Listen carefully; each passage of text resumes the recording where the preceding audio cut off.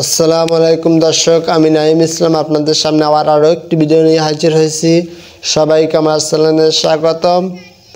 আজকের ভিডিওটি হচ্ছে এই যে আমরা অবশ্যই অবগত আছি, গত 4.5 মাস আগে শেখ হাসিনা সরকার পালিয়ে গেছেন ভারতে। তিনি এখন ভারতে আছেন এবং তিনি বাংলাদেশের অনেক গুম খুন হত্যার আসামি এবং তিনি দাগী আসামি। এজন্য বাংলাদেশ সরকার হাইকমিশনার একটি চিঠি পাঠিয়েছেন ভারতের কাছে। সে ভারত আসলে চিঠি জবাবে কি বলছেন চলুন শুনে আসছি। ছাত্র জনতা আন্দোলন পালিয়ে যাওয়া সাবেক প্রধানমন্ত্রী শেখ হাসিনাকে ফেরত চেয়ে চিঠি পাঠিয়েছেন বাংলাদেশ হাইকমিশনার। সোমবার দেশটির পররাষ্ট্র মন্ত্রণালয় মুখপাত্র রণবীর জয়সওয়াল চিঠি পাওয়ার এই তথ্য নিশ্চিত করেন, তবে এই নিয়ে কোনো মন্তব্য করতে চাইল না। নয়াদিল্লির পররাষ্ট্র মন্ত্রণালয়ের মুখপাত্র রণবীর বলেন যে চিঠির বিষয়ে সোমবার বাংলাদেশের হাইকমিশনার থেকে একটি নোট ভার্বাল পেয়েছি। আমরা বর্তমানে এই বিষয়ে মন্তব্য করার মতো কিছুই নাই। সোমবার বাংলাদেশের পররাষ্ট্র উপদেষ্টা তৌহিদ হোসেন বলেন, সাবেক প্রধানমন্ত্রী কে বিচার মুখোমুখি করার জন্য আসলে যদিও বাংলাদেশ থেকে চিঠিটি ভারত পেয়েছে, পাওয়ার সাথে সাথেই তো আসলে তারা কোনো মন্তব্য করতে পারে না।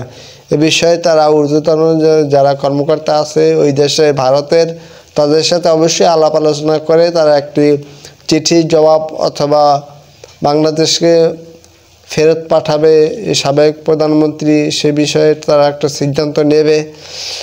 আশা করি তারা ভারত বাংলাদেশের প্রধানমন্ত্রীকে ফেরত দেবে না, সাবেক প্রধানমন্ত্রীকে। আর যদি না দেয় তাহলে বাংলাদেশ এবং ভারতের সম্পর্কটা ভালো যাবে না। এজন্য ভারতের প্রতি আবেদন যে খুনি শেখ হাসিনাকে তারা বাংলাদেশে ফিরিয়ে বিচারের আওতায় আনার একটা প্রক্রিয়া যেহেতু বাংলাদেশ শুরু করছে, এখানে তারা সহযোগিতা করবে, এটাই আমাদের কাম্য। বাংলাদেশ ফেরত চেয়েছেন ভারতকে, এই বিষয়ে জানানো হয়েছে। এবার সেই নোট ভার্বাল বা কূটনৈতিক বার্তা পাওয়ার কথা স্বীকার করল ভারত। পররাষ্ট্র মন্ত্রণালয় কোটা সংস্কার আন্দোলন এবং তার পরবর্তী বৈষম্যবিরোধী ছাত্র আন্দোলনের জের ধরে গত 5ই আগস্ট বাংলাদেশ আওয়ামী লীগ পতন হয়। বাংলাদেশ ছাড়ছেন তৎকালীন প্রধানমন্ত্রী হাসিনা।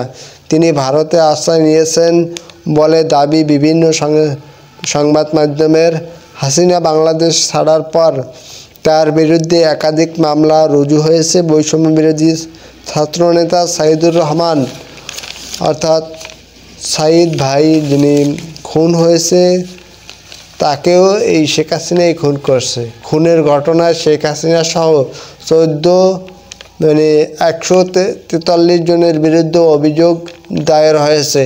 হাসিনা বাংলাদেশ ছাড়ার পর থেকে এই দেশের বিভিন্ন থানায় 233টি ফৌজদারি মামলা হয়েছে তার বিরুদ্ধে। এর মধ্যে 198টির ক্ষেত্রে খুনের অভিযোগ আনা হয়েছে। হাসিনা সহ 143 জনের বিরুদ্ধে গ্রেপ্তারি পরোয়ানা জারি হয়েছিল।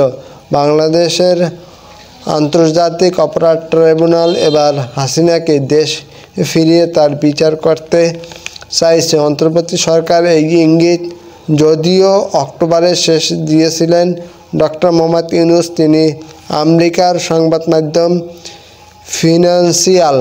ফিনান্সিয়াল টাইমসকে বলেছিলেন যে হাসিনার বিরুদ্ধে মানবতা বিরোধী অপরাধের অভিযোগে রয়েছে। আদালতের রায়ে ঘোষণা হলে আমরা ভারতের সাথে অপরাধ প্রত্যর্পণ চুক্তি অনুসারে তাকে দেশে ফেরানোর চেষ্টা করব। অবশ্যই ভারতের সাথে বাংলাদেশের একটি চুক্তি আছে যে বাংলাদেশে যারা অপরাধ করবে তারা ভারতে আশ্রয় নিতে পারবে না। যেহেতু ভারত আমাদের পার্শ্ববর্তী রাষ্ট্র, তারা হয়তো আমেরিকা যে আশ্রয় নিতে পারে, কারণে আমেরিকা অনেক দূরের রাষ্ট্র, কিন্তু ভারত যে যদি তারা আশ্রয় নেয় তাহলে ভারত এবং বাংলাদেশের যে বন্ধুত্বপূর্ণ সম্পর্ক সেটা আসলে থাকে না। এজন্য যেহেতু ডক্টর মোহাম্মদ ইউনূস ভারতের কাছে বিভিন্নভাবে সব সময় চেষ্টা করতেছে ভারতের সাথে যেন সম্পর্কটা ভালো থাকে, আর ভালো তখনই থাকবে যখন এই শেখ হাসিনাকে তারা ফেরত দেবে। আসলে দেখা যাক এখন ভারত আসলে কি করে। দর্শক, ভিডিওটি দেখছেন সকলকে অসংখ্য ধন্যবাদ। দেখা হবে আবার নতুন ভিডিওতে।